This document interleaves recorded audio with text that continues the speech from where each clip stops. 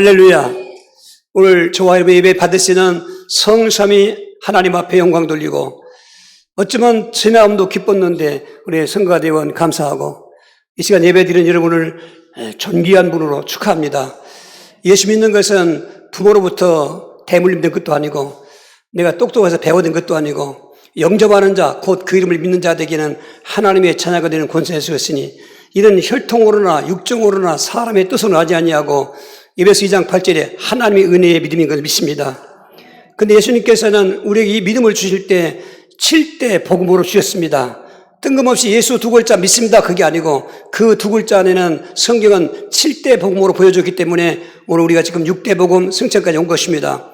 우리 한번 구원은 아니겠지만 그런 식으로 하지 마시고 확신 같은 의미로 1대 복음, 본체 복음 확신합니다. 이렇게 하시고 오면 더 좋죠. 1대 복음, 본체의 복음 확신합니다. 2대 복음, 선지의 복음을 확신합니다. 3대 복음, 임마누엘의 복음을 확신합니다. 4대 복음, 제사장의 복음을 확신합니다. 5대 복음, 영광의 왕의 복음을 확신합니다. 6대 복음, 성령 강림의 복음을 확신합니다. 할렐루야. 자꾸 입으로 고백하십시오. 확신은 믿음을 완성한 것으로 고백하는 용어인 것입니다. 믿자 그 말인 것입니다. 주는 그리스도시요 살아계신 하나님의 아들, 이게 1대 복음이요 본체 복음인 것입니다. 믿습니다. 할렐루야.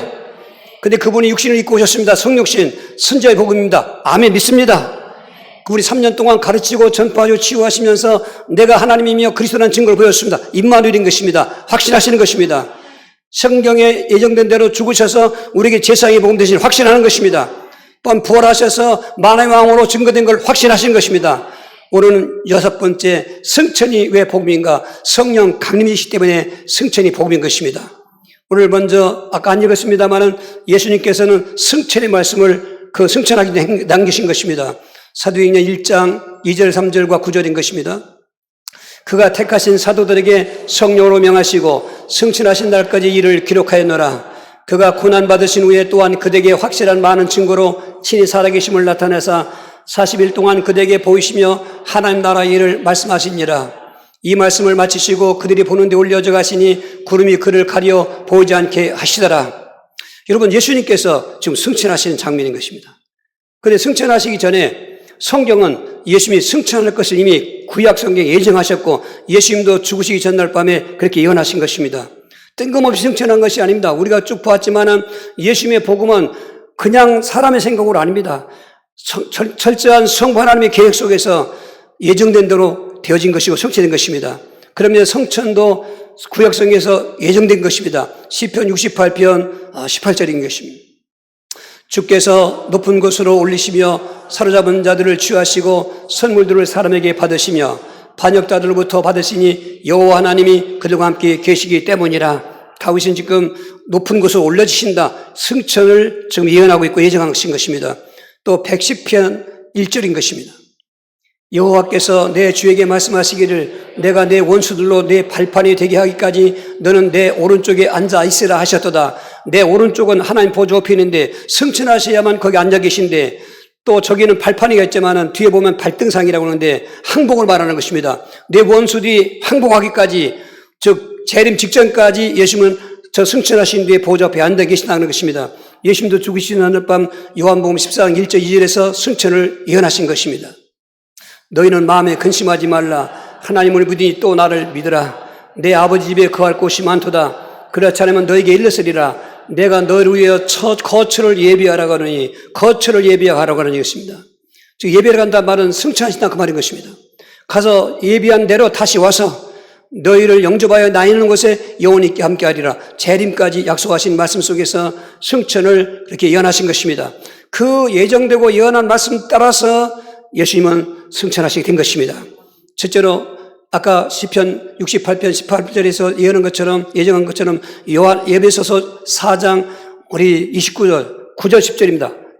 에베소서 4장 9절 10절 올라가셨다 하였은즉 땅 아래 낮은 곳으로 내셨던 것이 아니면 무엇이냐. 내리셨던 그가 곧 모든 하늘 위에 오르신 자니 이는 만물을 충만하게 하려 하심이니라. 예수님이 하늘에서 오셨습니다. 아멘. 승육신입니다. 올라갔다는 말은 내려오셨다는 것도 증거가 되는 것이 아니냐. 예수님이 성육신을 부정하는 자들에게 하는 말인데, 오셨기 때문에 또 올라가셨다 그 말인 것입니다. 높은 곳으로 올리사 그랬습니다. 그 말이 성취된 것입니다. 그리고 그 시편에서 110편 1절에 또 다시 얘기한 것처럼 내 원수들이 발등상 되기까지 그 말은 사도행 2장 34절 35절에서 성취된 것입니다. 다윗은 하늘에 올라가지 못하였으나 친히 말하여 이르되 주께서 내 주에게 말씀하시기를 내가 내 원수로 내 발등상 되게 하기까지 너는 내 옆에 앉아있으라 하였으니 내 발등상이 되기까지 즉 너에게 무릎 꿇고 항복할 때까지 너는 내 오른편에 있을 것이다. 보좌에 승천을 전제하고 하신 말씀인 것입니다. 그리고 예수님께서 죽으신 날 밤에 그게 승천을 예언하신 것도 마가복음 16장 19절에서 성취된 걸 볼 수 있는 것입니다. 주 예수께서 말씀을 마치신 후에 하늘로 올리시사 하나님 우편에 앉으시니라. 항상 사도신경에서 전능하신 하나님 아버지를 고백하고 그의 아들 또 예수님을 성자 하나님을 고백하고 성령을 고백할 때 하나님 우편에 앉으사 그러는 것입니다. 바로 그 성자 하나님의 그 자리인 것입니다. 즉 성천하셔서 성천하게 이 땅에 오시기 전부터 그 성자 하나님의 보좌인 것입니다.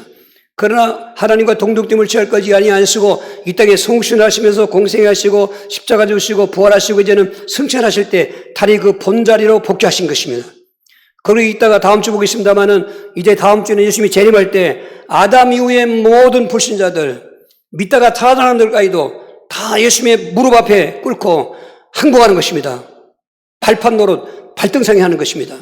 발판 예전에 상전 있을 때 딛고 올라갈 때 디딤돌도 있습니다만은 심지어 노비가 자기 등을 꾸리고 엎드려서 자기 등 밟고 올라가는 것처럼 이 땅의 모든 의의 원수 마귀로부터 시작해서 그 불신자들이 다 예수님의 그 권자 앞에 심판대 앞에 무릎 꿇는 것입니다. 오늘 이와 같이 예수님의 그 승천이 예정되었는데 승천하시기 전에 이미 예수님도 한 가지 약속한 것이 있는데 보혜사 성령을 보낼 걸 약속한 것입니다. 이 승천과 보혜사는 연관된 것입니다. 우리 요한복음 16장 13절입니다. 그러나 진리의 성령이 오시면 그가 너희를 모든 진리 가운데로 인도하시니니 그가 스스로 말하지 않고 오직 들은 것을 말하며 장래 일을 너에게 알리시리라. 보혜사 성령이 오신다고 하신 약속은 성육신할 때라든지 공생할 때라든지 십자가 죽을 때 부활할 때 하지 않습니다. 승천할 때, 그래서 승천의 복음인 것입니다. 이미 요한복음 14장 16절에도 먼저 또 한 번 얘기했습니다. 내가 이 길로 가면 이제 십자가 죽었다가 부활 승천까지 얘기하시는 것입니다. 제자들은 불안해하고 조바람 싸우고 있습니다. 예수님이 죽으신다는 말하니까 얼마나 불안하겠습니까? 근데 말씀하시기를 사실은 내가 너에게 떠나는 것이 너에게 유익이다. 내가 가면 아버지께 구해서 다른 보혜사 파라클레토스 이 보혜사는 성령님만이 아닙니다. 성부도 보혜사시고 또 예수님도 보혜사시고 성령도 보혜사하시는데 왜 성령으로 보혜사라고 칭하냐면 성부의 그렇게 보혜사, 성자의 보혜사는 한 개인이나 또 그런 쪽, 또 예수님 육신 입고 오실 때 유대민족, 그렇지만은 성령으로 보혜사는 영원히 영원을 초월해서 모든 믿는 자에게 도와주시는 분이라 그 말인 것입니다. 그렇게 약속한 것이 아까 읽은 것처럼 또 다시 한번 재차 성령이 너에게 오실 것이다. 성령이 오실 것을 약속했고, 오늘 아까 안 읽었습니다만은 1장 사도행전 4절과 또 1장 8절 읽습니다. 성천하실 때 또 다시 한번 약속했습니다. 내가 가면 보혜사 성령이 오실 것이다. 우리 한번 1장 4절부터 사도와 함께 모이사 그에게 분부하여 이르시되 예루살렘을 떠나지 말고 내게서 들은 바 아버지께서 약속하신 것을 기다리라.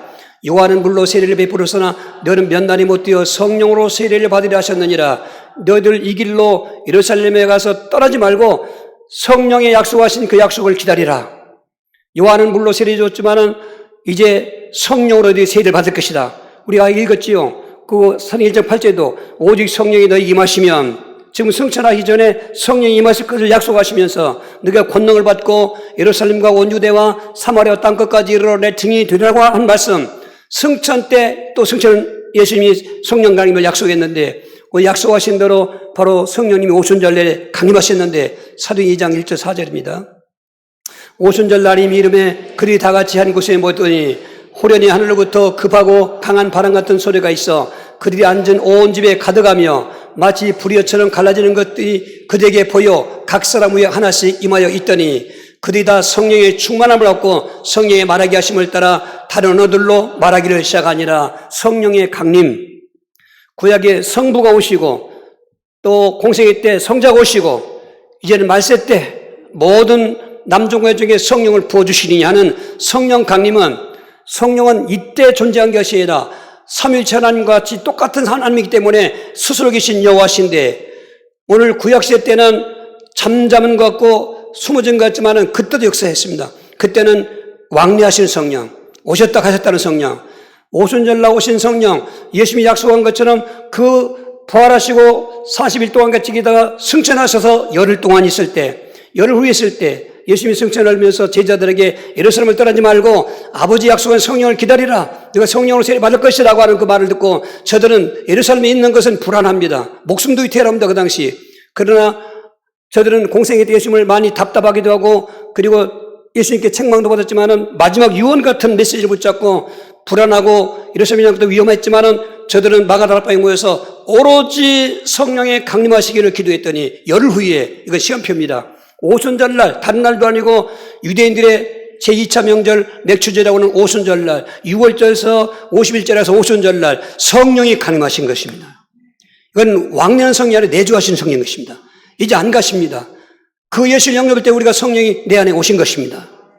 이 성령 강림, 성령의 강림이 성천의 복음인 것입니다. 성천하시기 전까지는 성령이 오시지 않습니다. 성천하셔서 성자 하나님께서 예수님이 성부 하나님께 구해서 똑같은 보혜사였지만은 이제는 영원히 함께하는 보혜사 성령을 이 땅에 보내주신 것입니다. 그 성령 강림이 왜 우리에게 복음인가? 왜 우리에게 기쁜 소식인가? 만약에 성령이 강림하시 아니었으면은 우리는 앞에 있는 예수님의 5대 복음을 믿는다 해도 믿어지는 게 아닙니다. 성령이 믿게 하시는 건데 차곡차곡 7대 복음을 한번 설명하겠습니다. 첫째로 오순절날 임하신 성령 강림의 그 사역은 예수님을 믿게 하시는 사역이 주된 사역인 것입니다. 고전 12장 3절. 그러므로 내가 너에게 알리노니 하나님의 영으로 말하는 자는 누구든지 예수를 저주할지라 하지 아니하고 또 성령을 아니하고는 누구든지 예수를 주시할 수 없느니라. 여러분 예수님을 그리스도 하나님으로 고백했습니까? 성령이 역사하는 것입니다. 아무리 예수님께서 모든 걸 다 이루어 나오셨을지라도 성령이 안 계시면 믿을 수가 없어요. 말씀드린 것처럼 우리가 믿는 것은 모태신앙에서 믿는 것도 아니고 무슨 배워서 믿는 게 아닙니다. 뭐 대불림으로 믿는 게 아닙니다. 각각 믿는 것인데 성령 하나님께서 각각 복음을 들을 때 우리 마음을 움직이시는 것입니다. 움직이시면서 마음 문이 열리고 믿음 문이 열리면서 예수를 믿어지게 하신 것입니다. 여러분 예수님은 믿어진 것이지 내가 믿는 것이 아닙니다. 믿어졌다는 말은 내게서 출발한 것이 아닙니다. 하나님께서 그렇게 하신 것인데 주된 사역이 삼일체 하나님이지만은 지금 보혜사 성령으로 오신 성령께서 누구든지 예수를 주라고 시인하는 자는 성령으로 말미암은 자를 할 수 없느니라 했습니다. 할렐루야. 성령의 사역을 방언하고 또 신비주의하는 것으로 오해한 적이 많이 있습니다. 그래서 그렇게 해야만 방언도 하고 입신도 하고 해야 무슨 표적이 일어나야 성령 받았다는 교리도 있었습니다. 그건 비성경인 것입니다. 그것도 은사 중에 하나 있지만은 가장 성령의 주된 복음의 사역은 예수님을 그리스도로 하나님의 아들로 믿게 하시는 것입니다. 아멘. 오늘 여러분 성령 받았습니까? 할렐루야. 신비주의자들은 방언 안 하면 못 받았다고 했습니다. 방언 훈련도 하고 별소리 다 합니다. 그렇게 해서 방언이 왔습니까? 성령은 성령 오십니까? 아닙니다. 예수가 믿어지는 겁니다. 누가 말해 믿어지는데 어떡합니까? 성령이 우리 영으로 더불어 말하기를 하나님을 아버지라 부질게 하니라. 로마서 8장 16절에 성령이 우리 영에게 하나님을 아버지라고 부르게 한다 그 말인 것입니다. 즉 예수를 그렇게 믿게 해주신다 그 말인 것입니다. 그래서 우리가 구원받은 것입니다. 의심하지 마십시오. 방언 못해도 그건 은사 중에 하나 있기 때문에 성령 받은 것입니다. 성령 받은 사람은 성령이 내주하는 것을 믿으셔야 되는 것입니다. 그래서 그 성령 때문에 우리가 예수님의 모든 사역을 믿게 하시고 성령도 믿게 하시고 믿게 하신 것입니다. 두 번째로 성령 강림하셔서 하시는 성령의 사역 중에 그 예수 믿는 믿음을 전하게 하시는 복음을 전파하게 하시는 바로 복음인 것입니다.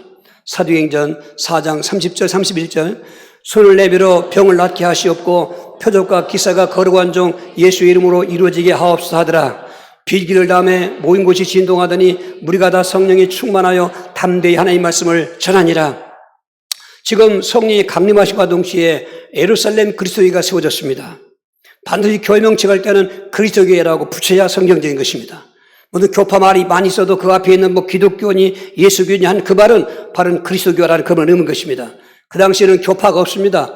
오직 성령 충만해서 모인 사람들부터 시작된 예루살렘 교회인데 그 예루살렘 교회에 성령이 임하시고 사도들이 충만하니까 저들은 성령의 그 복음적인 사역을 전하기 시작했습니다.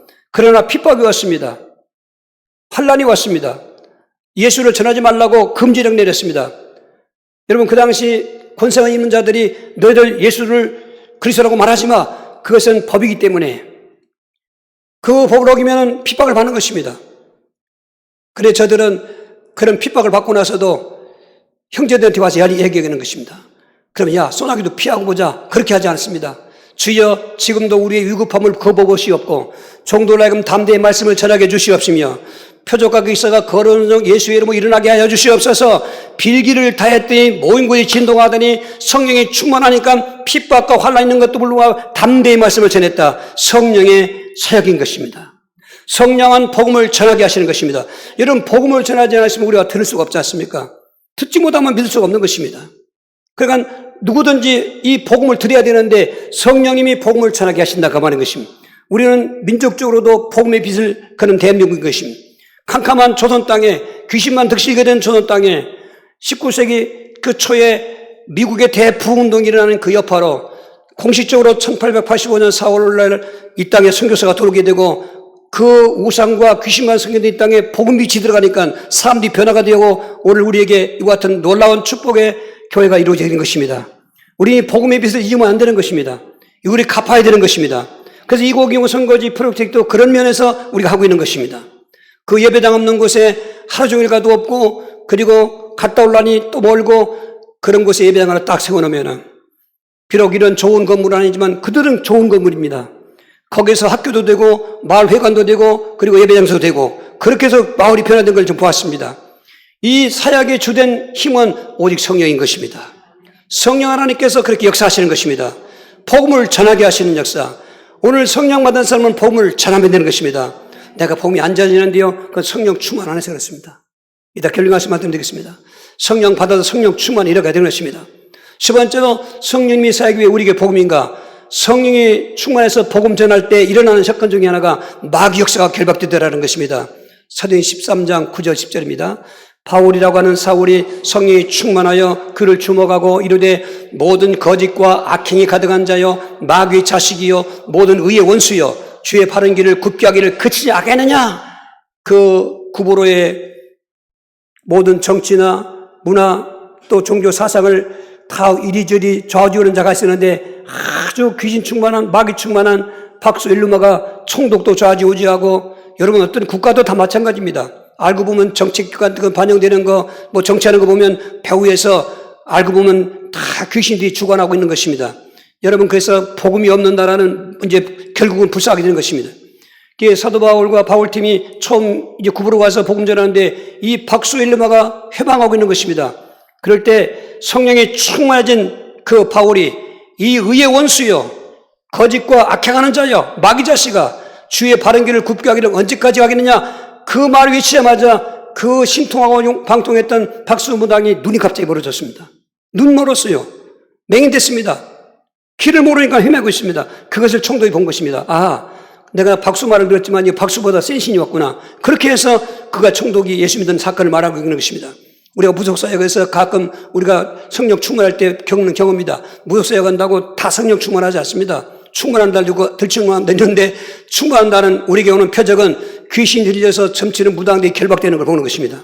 하품하고 앉았고 몸을 비비 들고 앉았고 그걸 간이 참으려고 가슴앓이 뻘건이 달아오는 사람도 있고 막 담배를 피워대는 사람도 있고 욕을 내뱉는 사람도 있고 한쪽에서는 막 호탕하게 웃어가며 넉넉한 사람 의미도 모르는 웃음을 하면서 이거나 먹고 가라고 하는 속으로 뭐 음료수 갖다 주는 사람도 있습니다. 그게 좋아서 하는 겁니다. 그것도 다 결박된 하나의 증거들인데 또 어떤 자들은 와서 절도 하는 사람도 있고 무당 박수가 절도합니다. 또 우리나라가 무섭다고 합니다. 뭡니까? 성령이 충만하면 전도가 될 뿐만 아니라 전도 현장에 또 가정 현장이든지 심지어 교회까지도 여러분 이곳에도 지금 사탄의 역사가 있는 것입니다. 귀신지기 많은 사람이 있는 것입니다. 이제 속지 마십시오. 성령이 귀신 역사를 결박하는 것입니다. 비교가 되니까 말씀하지만은 상대도 안 되는 거지만은 마귀하고 하나님하고 비교가 됩니까? 그러나 여전히 이 땅은 마귀와 왕도하면서 가지가지 회방하고 있는 것입니다. 교회 안에도 있는 것입니다. 그러나 성령이 충만하면 귀신이 붙을 장소가 없습니다. 큰 소리 지고 떠나가게 되는 것입니다. 여러분, 성령 충만하면 가지가지 기억이 일어나는 것입니다. 귀신이 결박될 뿐만 아니라 모든 저주 시간이 끝나기도 하고 불치병이 치유되기도 하고 특별히 영적인 병, 무병이든지 또 무병뿐만 아니라 가지가지 음란 귀신, 그리고 자살 귀신, 여러 가지 쾌락 귀신, 범죄, 자살, 살인 이런 것들도 다 귀신 역사인 것입니다. 멀쩡한 사람이 인생을 망치고 자기 의지로 살지 못하는 게 사탄의 세력인 것입니다. 그런데 성령 강림의 복음, 승천의 복음이신 성령이 내 주 안에 계시면서 충만하면 이기는 것입니다. 오늘 오신 분들, 먼 데 오신 분들 많이 계신데 이기시기 바랍니다. 그리고 그동안에 주간중간에 전화를 받고 있습니다. 이래서 거의 됐습니다. 좋은 소식이 왔습니다. 그것도 현재 진행형인 것입니다. 연결을 볼 수 있어야 되는 것입니다. 여러분, 영혼의 때를 생각하셔야 됩니다. 보이는 육계 세상과 내 육신만 생각하지 마시고, 저는 777 복음을 말하면서, 3부 말하면서 내 영혼을 더 귀중하게 생각했습니다. 영혼을 희미하게 했던 게 확실해 보이는 것입니다. 내 영혼이 어떤 영혼인가? 성령이 임하시는 영혼이 아닌가? 내 영혼이 평안한 영혼이 아닌가? 하나님이 함께하는 영혼이 아닌가? 그러면서 사실은 한 달 동안 내가 아파서 고생했습니다만 이겼습니다. 할렐루야. 상황이 아무리 어려워도 성령 역사하시면 되는 것입니다. 두 번째로 성령이 내게 임하셔서 역사하신 복음은 바로 성령만이 주시는 은사를 주시더라 그 말인 것입니다. 고전 12장 11절입니다. 이 모든 일은 같은 한 성령이 행하사 그의 뜻대로 각 사람에게 나누어 주시는 것이니라. 앞에 9가지 은사를 쭉 얘기했습니다. 은사란 말은 카리스마인데 하나님은 일반적인 은사가 있고 오늘 이런 특별한 은사가 있습니다. 영적인 은사가. 일반적인 은사는 예수 안 믿어도 태어날 때부터 창조주 하나님께서 재능을 주었습니다. 이 은사는 재능인 것입니다. 이 사람은 운동을 잘하지, 저 사람은 노래를 잘하지, 저 사람은 공부를 잘하지, 여러 가지, 연구를 잘하지, 이게 은사인 것입니다. 어떤 사람은 막 이발하지, 나 아무래도 이발은 어렵겠더라고요. 이발소 가서 겪는 건데, 제 머리 같은 사람은 그 이발하기 어렵답니다. 숱이 많고, 이 굵은 머리는 척척척 나가는데, 이게 왜 이러냐? 이게 머리가 다 빠져가지고, 드문 사람은 이발하기 어렵다는 거예요, 이게. 그래서, 이발비 아깝지 않다. 나 이발 못하는데, 하나님이 이발하는 재능을 주었던 것입니다. 난 재능 없다고요? 우리 충청도 사투리 같은데 경상도 알더라고. 군뱅이도 뒹구는 재주가 있다니까요. 다 재능이 있다니까요. 나는 은사가 없어. 재능이 없어. 하나님이 똑같이 다 주면 어떡합니까? 누군가는 이발도 해야 할 것입니다. 누군가는 노래도 잘할 거 아니겠습니까? 그런 식인 거죠. 그래서 우리를 이 땅에 살게 할 때, 태어나게 할 때 다 제목을 거 먹고 산다는 말은 먹고 살 만한 재능이 있다 그 말인 것입니다. 근데 그건 일반적인 것이고 여기 성령이 주시는 그 9가지 은사는 특별하게 주시는 성령의 은사, 영적인 은사인 것입니다. 우리가 은사 같은 거 또 성경에서 외울 때는 이렇게 그 단의 방법입니다. 9가지 은사인데 333 하는 것입니다. 그러면 외우기가 좋습니다. 이런 참고적으로 지혜와 지식과 믿음의 은사가 앞에 쫙 있습니다. 여러분, 성령이 임하셔서 지혜 은사를 주셔야 깨닫는 것입니다. 지혜는 깨닫는 것입니다. 헤아리는 것입니다. 성경 말씀을 들어도 도무지 먹통입니다. 지금 성령의 은사에 지혜 은사 부족한 것입니다. 지혜 은사가 있으면 들은 대로 깨닫게 되는 것입니다. 할렐루야. 그리고 지식 은사는 내가 가르칠 수 있는 것입니다. 우리가 배운 바 지식이 있으면은 다른 사람에게 가르쳐야 되는데 교사 직분이라든지 목자라든지 목회하는 분들이 그런 은사가 있는 것입니다. 그 믿음의 은사가 있습니다. 이 믿음의 은사는 예수님의 실존인 구원 믿음을 말하는 것이 아니라 이미 성령 받은 사람은 이 믿음이 왔지 않습니까? 생활 믿음을 말하는 것입니다. 이럴 땐 이런 믿음 필요하고 저럴 땐 저런 믿음 필요하고 아플 때는 치유 믿음 필요하고 기도할 때는 응답 믿음이 필요하고 막 위기만 할 때 환난할 때는 환난 날에 나를 부르라 환난에 대한 해답의 말씀 믿음이 생각나고 그런 것입니다. 오늘 또 예배하는 중에 여기 갖고 있는 모든 생활에 모든 염려가 있으면 믿으시길 바랍니다. 성령이 은사로 주셨습니다. 믿음 은사를 주시는 것입니다. 그리고 또 333은 특별히 신유의 은사 같은 걸 얘기하는데 병 고치는 은사하고 능력 행하는 은사하고 영을 분별하는 은사를 말하는 것입니다. 여러분, 병 고치는 은사, 일반 의학은 일반 질병 고칩니다. 절대로 영적인 병 못 고칩니다. 영적인 병은 바로 병 고치는 은사를 통해서 고침받은 것입니다. 여러분, 모든 불치병, 영적인 치유 은사가 있으면 고치는 것입니다. 우리가 저 성정동에 있을 때 5단지 예배당에 있을 때 지하실이 한 25평밖에 안 되는데 그 금요 기도회는 거기서 했습니다. 많은 분들이 치유받았습니다. 왜요? 치유받는 병 고치는 은사가 있던 것입니다. 그리고 능력케 하는 은사는 영적 싸움, 마귀와 싸워서 힘인 것입니다. 여러분, 이런 은사가 있어야 싸울 수 있는 것입니다. 기도도 많이 하고 성경 많이 읽지 않습니까? 그래서 성령 주는 그 은사의 능력으로 물리치시 바랍니다. 그냥 내 힘 갖고 물리치지만 목소리 크게 한다고 되지 않습니다. 크게 하기는 하겠지만은 그래도 확실하게 복음을 근거로 해서 해야 되는 것입니다. 또 그 영분별의 은사가 있지 않습니까? 영분별의 은사. 무당들은 사람들의 귀신의 상태를 분별해 줍니다. 아, 이거 뭐 외부로 왔구만. 이거 뭐 처갓집에서 왔네. 이렇게 얘기해 줍니다. 뭐 아버지 쪽에서 왔구만 얘기해 줍니다. 그런데 성령 은사는 그 점치는 무당의 영을 분별해 주는 것입니다. 이 무당의 영을 분별하는 것입니다. 영 분별하는 것입니다. 사랑하는 형제들아, 영을 다 믿지 말고 미혹하는 영을 경계하라고 하지 않습니까? 우리는 성령을 믿으셔야 되는 것입니다. 왜 성도들이 열렬히 방황한 줄 아십니까? 미혹의 영에 속아서 그렇습니다. 성령 은사로 주시는 영분별의 은사를 받으면 갈 것 안 갈 것 다 판단되게 해서, 아, 저긴 저 이단의 영이네, 저기는 저 거짓의 영이네, 저기는 그 사이비 영이네, 안 가르치게 되는 것입니다. 영분별의 은사가 우리 신앙이 올바로 갖고 있는 것입니다. 또 그 뒤에 세 가지 바로 언어 은사인데, 예언의 은사가 있고 방언의 은사가 있고 통역 은사가 있는 것입니다. 예언의 은사, 이 보편적인 예언은 기록된 말씀인 것입니다. 이 말씀은 다 이루어지는 것입니다. 구약 성경은 다 이미 이루어진 것입니다. 이 성경의 말씀을 붙잡고 예언의 말씀을 붙잡고 나가시면 이루어지는 것입니다. 그 기본적인 성경의 예언의 말씀 외에 생활 속에 주시는 성령 은사는 예언이 있는 것입니다. 예언이 있는 것입니다. 우리가 처음 시작할 때부터 성정동 157번지 1번지였습니다. 거기에 2층 상가 2층에 있었습니다. 자꾸 내 입에서 희망이 나오는 것입니다. 땅을 사자. 그게 알고 보면 예언인 것입니다. 입에서 나오는 것이 예언인 것입니다. 그래서 돈도 없는 사람이, 그때 서부지구 30만 평 개발할 때인데 돈도 없는 사람이 땅 보러 다니는 것입니다. 딸랑 있는 게 100만 밖에 없습니다. 어떻게 모았는지 하여튼 그것도 기득 같은 돈 100만 원 있는데, 근데 100평도 안 되고 대개 자를 때 200평, 300평 자르놨습니다. 근데 코너 땅인데 93.75비라고 하는 94평도 안 되는 땅이 하나 있습니다. 그래 어떻게 합니까? 돈이 없으니까 일단 계약을 했죠. 내가 얼마나 무지하냐. 계약만 하면 내 땅인 줄 알았습니다. 그 중도금 칠 때까지 못 치르면 해지되는 건데, 뭐 위약금 듣나? 해지되는 건데, 아이고 야단났습니다. 중도금을 못 치게 됐습니다. 과연 어쨌건 그래서 땅을 샀지 않습니까? 그런데 거기서 또 2003년에 제가 쓰러지면서, 야, 이건 안 되겠구나. 내가 이렇게 목회도 끝나겠는데, 그러면 다음 땅에 오는 사람이라도 이 주차장이라도 만들어서 그람 풀고 땅을 사러 다니는데, 원래 백석도에 샀지 않습니까? 그런데 하나님은 예언하십니다. 백석도 넘어가지 않는 것입니다. 그건 사모님 받은 예언인데, 난 부정했습니다. 우리가 지금 그 땅 말고 어디가 땅 있냐? 돈도 없는데. 그게 막 야단쳤지요. 그리고 야단쳤으면 확실한 예언이면 고집하고 나가야 되는데, 제가 하도 화나니까 수그러지더라고요. 그런데 현장에 와 있습니다. 여기가 157번지 복명동 157번지 1번지입니다. 성정동 157번지 1지에 출발했는데 복명동 157번지에서 지금 자리 잡은 것입니다. 우연입니까? 안 그렇습니다. 저는 하나님의 예언이라고 믿고 있는 것입니다. 여러분, 우리에게 이런 은사가 있는 것입니다. 그리고 방언, 이제 그거는 방언 나왔습니다.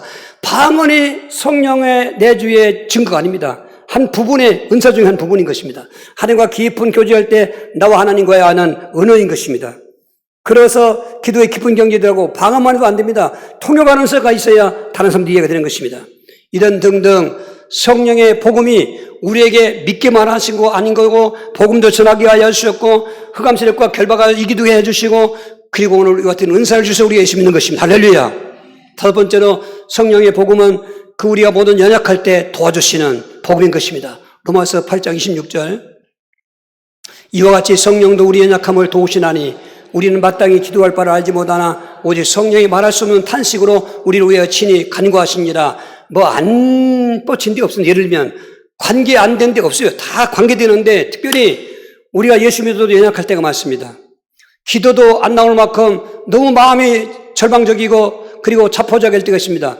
그럴 때도 나를 도와주시는 파라클레토스 성령이 있는 것입니다. 우리가 연약할 때 성령님은 나를 보시면서 아주 안타까워서 탄식하시면서 하나님 앞에 중보기도 해준다는 것입니다. 그러니까 내 주변에 돕는 사람이 없어. 부모 도움도 받을 수 없고 형제 도움도 받을 수 없고 그러네 나는 정말로 나는 이 황량한 벌판에 나 혼자 있는 것 같으니 속지 마십시오. 그건 사탄의 생각입니다. 다 인간적인 도움이 없을지라도 내 안에 계신 성령 하나님은 나를 도우실 수 있다. 구약의 성부가 도와주셨고 또 공생애 때 예수님 성자가 도와주셨지만 지금은 성부 성자 같이 계시지만 성령 하나님이 앞에 주가 되셔서 도와주신다. 할렐루야. 구약의 그 모든 사면초가 받은 사람, 진티양난도했던 백성들 다 하나님 도와주지 않습니까? 신약시대 때도 공생애 때도 예수 만난 사람은 다 도움받습니다. 배고파 죽을 사람에게 먹을 것도 주시고 풍랑 만날 때 풍랑을 잔뜩기도 하시고 귀신이 싫어할 때 귀신 내쫓기도 하시고 할렐루야. 그런 모든 보혜사 도와주시는 사역은 이 말세 때 모든 시공간을 초월하고 민족을 초월하는 성령님이 내 안에 계시기 때문에 이제 당당하게 사십시오. 학생들도 생경쟁쟁 치열한 공부에서도 성령의 도우심을 받으시기 바라고 청년들도 앞길이 구말리 같은데 지금 헬조선 뭐라고 합니까? 한국을 다 떠난다며요. 그럴 생각은 꿈에도 오지 마시고 이 땅에서 꿈을 이루십시오. 이제는 꿈을 이루는 땅은 이 땅을 생각하십시오. 그리고 이곳에서 하십시오. 누가 어떻게? 성령의 도우심으로. 지금 사업도 안 되고 여러 가지 경제 불황이 오고 빈 공간, 임대 또 매매 이런 건 많이 써붙였더라고요. 그 도시가 공동화되고 등등입니다. 그러나 예수 믿고 성령 받은 사람들은 주께서 여기 도와주신다. 저도 어떻게 보면은 안 될 때 힘들 때 별 유혹도 많이 하고 마침 결정할 때 앞에 그 통일교에 때 있었는데 통일교 아무리 나에게 사립이 많이 주겠다 올때도 내가 졸업 논문이 통일교 박론 비판이었거든요. 그거 다 하는 거거든요. 안 갑니다. 힘들었습니다. 하나님 도와주시는 것입니다. 도와주시는 분인 것입니다. 나의 등 뒤에서 나를 도와주시는 분이에요. 앞에도 안 계시고 아부 안 계신데 어떻게 짱 하면 나오는 것처럼 내가 모르겠습니다. 아라비안 나이트에서 나오는 것처럼 언제 위기 때 짱 나타나시는 것입니다. 여러분 이거는 기적인 것입니다. 나를 도와주시는 분. 그래서 성령 강림은 바로 나에게 복음인 것입니다. 성천이 없으면 성령 강림이 없습니다. 그 성천은 복음이라는 것입니다. 끼워 맞추식으로 다르게 하면 안 됩니다. 대개 우리가 교리적으로도 설교할 때는 또 예수님이 십자가가 중요하다, 예수님이 부활이 중요하다, 주된 사역입니다. 그러나 안 그렇습니다. 한 부분의 특징인 것입니다. 7대 복음이 같이 있어야 되는 것입니다. 성천이 없으면 다 소용이 없는 것입니다. 성령 강림이 없으면 다 소용이 없는 것입니다. 그렇기 때문에 하나님께서는 연결시켜 놓은 것입니다. 따로따로 떼놓은 것이 아니고 순서만 질서적으로 복음적이기 때문에 나눠준 것입니다. 이와 같이 성령이 우리에게 마시면 또 행복한 열매를 맺게 해주시는 것입니다. 갈라디아 5장 22절 23절입니다. 오직 성령의 열매는 사랑과 희락과 화평과 오래 참음과 자비와 양성과 충성과 온유와 절진이 이 같은 것을 금지할 법이 없느니라. 예수님 마태복음 7장에서 산상선교할 때 그 나무는 열매를 보면 한다는 거예요. 그리스도인들도 이 사람이 진짜 예수 믿는 사람인가 열매가 있어야 되는 것입니다. 나쁜 열매 맺으면 이건 나쁜 믿음인 것입니다. 아니 올바른 믿음이 아닌 것입니다. 반드시 성령이 내주하시면 내가 예수를 영접했더니 성령이 내주하시는데 주 예수 내 마음에 들어와 계시면 변화되는 것입니다. 예수는 변화가 되는 것입니다. 이게 순서입니다. 예수 믿으면 안 되는 사람이 갑자기 잘 되고 예수 믿으면 그런 병이 갑자기 낫고 그건 다음에 순서지. 제일 먼저 오는 것은 내 심령이 변화된 것입니다. 그 사역을 성령이 하시는 것입니다. 거짓말하는 사람들은 거짓말 안 하게 되고 남자 같은 경우 술, 담배 먹는 술, 담배 끊어지기도 하고 가지가지 쌀쌀 맞고 가문적으로 태어난 모든 그 습관 버릇이 또 치유되기도 하고 가지가지가 변화되는데 특별히 성령이 임하셔서 내 안에 복음이 나타나는 모습이 행복한 열매. 그래서 그리스도는 행복하다. 예수 믿는 사람은 행복하다는 증거를 보여주는 건데 여기도 333 9가지 열매인데 사랑과 희락과 화평인 것입니다. 저는 솔직히 고백합니다. 제 가문이나 제 성격 같아가지고는 사랑에 한계가 있습니다. 그런데 이제 목회하고 여기 와보면은 사랑에 대한 과정은 성령의 역사더라고요. 원수까지 사랑하라고 했으니까. 그리고 기쁠 일이 없습니다. 성령께서 기쁘게 하시는 것입니다. 술 취하지 말라는 것을 성령에 비교했는데 가장 괴로우니까 술 취하지 않습니까? 그런데 그건 방탕한 것이고 성령 충만하면 희락인 것입니다. 성령 충만하면 화평인 것입니다. 그래서 성령 받은 사람은 싸우지 않습니다. 불화하지 않습니다. 성령은 그걸 하지 않습니다. 악령이 불화하게 되고 원수 맺게 하는 거지 귀신이 그러지 성령 하나님은 인격적인 하나님이기 때문에 우리에게 화평한 마음을 주시고 화평한 삶을 해주시는 것입니다. 그러니 누가 우리 싫다고 하겠습니까? 사회생활할 때 사랑이 충만하고 희락이 충만하고 화평이 충만한 사람, 여러분 그 사람을 누가 싫다고 하겠습니까? 우호지상하고 괴롭고 스트레스받는 사람의 한 사람이 가서 다 분위기 바꾸는 것처럼 우리가 그런 열매를 맺는 사람이 되는 것입니다. 성령 역사인 것입니다. 그리고 오래 참음과 차비와 양서이라는 열매가 있습니다. 오래 참음, 이것도 제 성격하고 맞지 않습니다. 오래 참지 못합니다. 저는 직설법이고 그리고 대외적인데, 그런데 성령이 마시면은 못 참는 걸 참게 해주시는 것입니다. 관계 속에서 말할 때 참게 해주시는 것입니다. 야, 내가 참길 잘했네. 내가 한 거 아닙니다. 성령 하나님이, 여러분 실수 중에 급한 사람이 실수하는 거 많이 있습니다. 이거 좋은 점도 있지만은 적극적이고 열정적이 좋지만은 단점도 있는 것인데 성령이 그걸 다 주관해 주시는 것입니다. 오래 참어. 예수님은 십자가에 참았잖아. 참어. 할렐루야. 그러면 자비와 양선, 정말 슬픈 일인데 거기에 사랑하는 것입니다. 상대방이 슬픈 일을 당했습니다. 내가 그를 긍휼히 여기고 사랑하는 것입니다. 그리고 양선, 참 착하고 어진 것입니다. 여러분은 태어날 때부터 가문으로 태어나기 때문에 그 가문의 그 문제가 포악하고 싸납고 그러면은 어쩔 수 없어요. 태어나기 때문에. 근데 예수 믿어서 새로운 피조물 되면은 성령 역사 나를 적당하게 만들어주시고 그리고 양선한 사람 만들어주는 것입니다. 뿐만 아니라 충성과 온유와 절제가 있습니다. 여러분 무슨 일이라든지 우리는 충성해야 됩니다. 충성스럽게 해야 되는 것입니다. 학생들이 공부도 충성하셔야 되고 청년들이 맡은 일도 충성해야 되고 우리 성도들은 뭐 직장 생활하든 가정 생활하든 교회 생활하든지 충성해야 되는데 그게 성령의 열매라는 것입니다. 그리고 또 온유하다, 부드럽다는 것입니다. 여러분 그 강한 것은 꺾어진다고 하지 않습니까? 부드럽습니다. 우리는 부드러운 것이 강자인 것입니다. 성령의 역사인 것입니다. 절제는 모든 것을 적당하게 조절할 수 있는 능력을 말하는 것입니다. 여러분 절제가 없으면 가족도 깨질 때가 있고 또 부부 갈등도 오면 깨질 때가 있고 관계 속에 깨질 때가 있습니다. 절제해야 됩니다. 절대는 자동차에 브레이크가 같습니다. 여러분 브레이크는 밟을 때 밟아야 되는 것입니다. 성령이 역사하시면 이렇게 절제의 은혜도 있게 되는 것입니다. 이런 것들이 우리를 행복하게 해준다 그 말인 것입니다. 노력으로 의지로 아닙니다. 성령님께서 할렐루야. 그래서 이 성령님은 마지막으로 영원히 함께 하시는 임마누엘의 복이라는 것입니다. 고전 3장 16절입니다. 너희가 하나님의 성전인 것과 하나님의 성령이 너희 안에 계시는 것을 알지 못하느냐. 고등교는 저를 몰랐던 것입니다. 그래서 예수 믿으면서도 저들끼리 싸우고 고소하고 음행하고 우상숭배하고 목회자인 바울을 배척하고 그러니까 하도 답답하니까 바울이 너희 몸이 하나님의 성전인 것과 하나님의 성령이 너희 안에 계신 걸 알지 못하느냐? 여러분 거짓말하지 말고 예수님이 내가 믿어진 것은 성령이 내게 임하신 것입니다. 아멘. 다른 방법으로 성령이 임한 것을 확인하지 마십시오. 말한 것처럼 신비주의자들처럼 방언해야 성령이 임했다. 그건 비성적인 것입니다. 그건 일종의 은사의 한 부분인 것입니다. 그러나 가장 기본적인 것은 예수가 믿어지는 것입니다. 누가 알려준다고 믿습니까? 무슨 모태에서부터 예수님을 하나님을 믿었습니까? 그리스도를 믿었습니까? 말도 안 되는 소리요. 육정으로 혈통으로 사람이 또 되지 않습니다. 성령 역사인 것입니다. 그렇게 믿어진 그 성령 역사가 오늘 끝나지 않습니다. 성령은 내 안에 내주하시는 것입니다. 영원히 임마누엘하는 것입니다. 여기 조건이 하나 있습니다. 3가지가 필요합니다. 그 성령을 근심하게 하지 말 것, 성령을 소멸치하지 말 것, 성령을 모독하지 말 것, 이게 중요한 하나의 또 우리에게 그 문제인 것입니다. 성령 받아놓고도 성령을 근심하게 하면은 여러분 근심케 하는 게 뭘까요? 자꾸 어릴 적에 부모가 자식 잘 되라고 올바른 길 인도하려면 부모가 자꾸 자식이 거여갑니다. 부모 근심하는 거죠.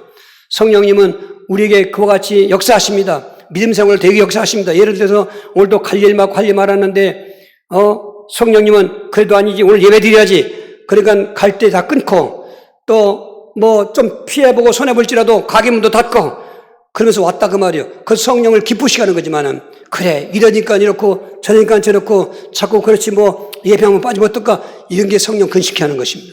우리는 쉬지 말고 기도를 하겠는데 기도 바빠서 못했습니다. 뭐 그렇게 하면 안 되니까 성령 근심인 것입니다. 성령은 자꾸 믿음 생활 되어지게 하시는 것인데 내 자아 속에서 또 다른 자아가 귀신 역사가 그걸 거부하는 거죠. 그러면 어떻게 되는가? 성령이 소멸로 간다는 것입니다. 사절 5장 19절에 성령을 소멸치 말라. 성령을 불로 상정한 때가 많습니다. 불 같은 성령. 그 불이 활활 타야 되는데 물을 끼얹습니다. 불을 끄려고 하는 것입니다. 성령의 불이 꺼지면은 예를 들어 그 연소적 조건 속에서 여러분 아궁이에 불 탈 때 그 전에 그 좋은 연료는 뭐 연기 안 피고 다 탑니다. 생솔까지 겨울 때 연료가 없으니까 갖다가 떼면은 간신히 불을 붙여 떼는데 이게 잘 안 타고 연기만 납니다. 눈물 나고 코 맵고 재채기하고 힘든 것입니다. 오늘 성령으로 계속해서 불태우지 않으면 하나님께서 근심하실 뿐만 아니라 하나님께서 고통스럽다 그 말인 것입니다. 성령의 불을 끄지 말라 그 말은 받은 성령의 은사, 성령 역사를 소홀히 여기지 말라는 것입니다. 내주어진 성령을 소홀히 여기지 말라는 것입니다. 하나님이시라니까요. 하나님이 내 안에 계시다니까요. 이걸 잊어버리고 사는 것입니다. 그러면 근심하다 못해 성령의 불이 꺼지면은 정말 결정적인 거, 모든 죄는 사하심을 받되, 마태복음 12장 31절에 성령을 못 오가는 죄는 사하심을 받지 못한다. 보십시오. 사람이 예수 믿고 죄 질 수 있느냐? 타락할 수 있느냐? 말씀했잖아요. 그게 불신자에겐 얘기 아니지 않습니까? 성령을 못 오가는 자는 사하심을 받지 못한다. 회개가 안 된다 그 말인 것입니다. 뭐 앞에서부터 전도할 때 자꾸 성령을 못 오가고 그것도 물론 있겠지만은 성령 받아놓고도 계속 성령을 근심하게 만들고 성령의 뜻에 따라서 반하게 살면 성령의 역사들이 점점점 이제 소멸되면서 그러니까 뭐 방언할 때도 방언을 자꾸 억제합니다. 야 무슨 뭐 떠드냐 이를 한때 그렇습니다. 한쪽에서는 방언을 신비주의로 모르는데 자꾸 나오는데 어떡합니까? 그걸 또 그냥 매도합니다. 야 우린 말씀이면 돼. 그거 하지 마. 그게 성령을 소멸시키는 것입니다. 이러다 모두 끌고 가는 것입니다. 이 세 가지를 조심하시면서 결론적이 뭐냐? 오직 성령 충만 받으라. 에베소 6장 5장 16, 18절에 세월 아끼라 지나가는 세월이니까 귀하게 여기라 때가 악하니라 점점 악해지는 때가 있는 것입니다. 술 취하지 말라. 악한 때 해답으로 술 취하거나 종교 생활하거나 뭐 굿하고 점치가 필요 없다. 그거는 다 헛된 것이다. 오직 해답은 뭐냐? 성령의 충만함을 받아라. 성령의 충만을 받아야 성령의 복음이 내게 체험되어지는 것이고 성령이 내주하시면서도 성령 충만하지 않으면 어떻게 보면 갈등할 수 있는 것입니다. 성령 충만 방법이 무엇인가? 아주 원론적으로 성경이 말씀했습니다. 먼저 정시기도 운동하라고 말한 것입니다. 사도들이 정시기도 운동할 때 성령이 충만했습니다. 여러분 하루에 3번씩 시간 정해놓고 기도하는 거 잊지 마십시오. 그 기도할 때는 다른 기도도 할 수 있지만 다 뒤에 놨더니고 오직 주된 기도는 저에게 임하신 성령님이여 충만케 해주시옵소서. 내 안에 성령님이여 충만케 해주시옵소서. 하루에 3번 단일 기도처럼 하시는 것입니다. 뭐 더해도 좋습니다.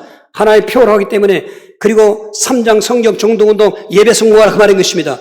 예배 성공하시면서 고넬료가 말씀 듣다가 성령 충만한 것처럼 말씀을 읽기도 하고 듣기도 하는데 주제는 뭐냐? 예수는 그리스도라는 것입니다. 구약 성경 읽을 때는 오실 그리스도를 생각하고 읽고 신약 성경 읽을 때 오신 그리스도를 읽고 해서 모든 성경의 주제는 그리스도 때문에 예수님이 그리스도라는 생각 갖고 성경 읽으십시오. 그때 성령이 역사하실 때 고넬료의 역사하기 때문에 불과 역사하는 것입니다. 그리고 한 가지로 또 우리는 찬송을 뜨게 하십시오. 사도행 16장 25절에 귀신 내쫓은 것 때문에 매 맞고 다음날 처형될 수도 있는 위험 속에 있는 그 한밤중에 저들은 찬송했습니다. 다 들으라고 찬송했습니다. 옥토가 움직이고 서세 풀어서 성령 역사하신 것입니다. 특별히 찬송가 하실 때 우리의 선곡도 중요한 것입니다. 특별히 보혈 찬송, 회개 찬송, 성령의 강림하심을 소망하는 찬송, 그리고 복음 전하는 찬송, 이런 주제를 주도를 하고 여러분 뜨겁게 찬송하십시오. 불같은 성령 달라고 찬송하십시오. 찬송할 때 성령이 움직이시는 것입니다. 꿈틀꿈틀거리시고 역사하시는 것, 충만을 침하는 거죠. 그리고 이제는 그 충만한 상태에 전도연장하는 것입니다. 아까 쭉 봤지 않습니까? 충만하니까 더 충만하지 않습니까? 오늘 그렇게 성령에 내주하시며 충만할 때 전도연장하면 일이 벌어지는 것입니다. 임마를 체험하는 것입니다. 오늘 7대 복음, 6대 복음 했습니다. 가장 원론적인 1대 복음, 주는 그리스도시요 살아계신 하나님의 아들 확신하십시오.